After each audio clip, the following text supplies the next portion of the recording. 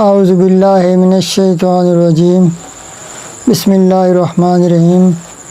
معزز ناظرین، بعض لوگوں کے بچے دوسرے بچوں سے زیادہ بیمار ہوتے ہیں۔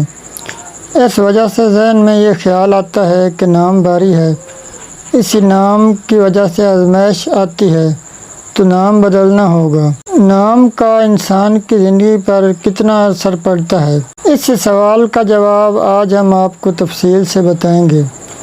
معزز ناظرین، نام کے اثرات تو ہوتے ہیں۔ اچھا نام رکھنا چاہیے، بزرگوں کے ناموں سے نام رکھنا چاہیے، اس کی بھی برکت ہے۔ اگر خاندان کا کوئی بزرگ فوت ہو جائے تو اس کا نام بھی رکھا جا سکتا ہے۔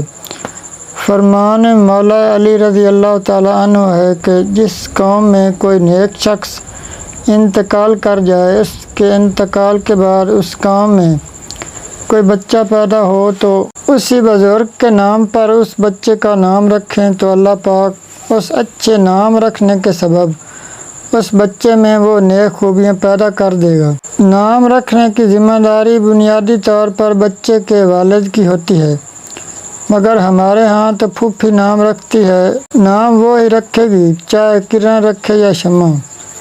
صحابہ کرام، انبیاء کرام، ولیات کے نام ہم نہیں رکھتے، صرف یونیک نام چاہیے۔ چاہے کوئی گدھے کا نام بھی رکھوا دے وہ ہم رکھ لیں گے۔ اگر کوئی کہے ہمار نام رکھ لو، فوراً رکھ لیں گے، حالانکہ اس کا مطلب گدھا ہے۔ شیطانی نام لوگ رکھ لیتے ہیں، فلمی ایکٹریسوں کے نام رکھ لیں گے، کھلاڑیوں کے نام رکھ لیں گے۔ حضور اکرم صلی اللہ علیہ وآلہ وسلم نے فرمایا، اولاد کا والد پر حق ہے کہ وہ اس کا اچھا نام رکھے اور اچھا ادب سکھائے۔ مولانا احمد رضا خان بریلوی فرماتے ہیں کہ اچھے نام کا اثر نام رکھنے والے پر پڑتا ہے۔ نام ایسا ہونا چاہیے جس کا کوئی مطلب ہو۔ غرور اور تکبر والا نام بھی نہ رکھیں جیسے شہنشاہ، بادشاہ۔ برے مطلب والا نام بھی نہ رکھیں جیسے عاصی، اس کا مطلب ہے نافرمان۔ اور جو کوئی اپنے بیٹے کا نام محمد رکھے وہ انشاءاللہ تعالیٰ بخشا جائے گا اور دنیا میں بھی اس کی برکات دیکھے گا۔ معزز ناظرین، ہر جمعہ کو ہمارے ہاں درود پاک کی خصوصی محفل ہوتی ہے۔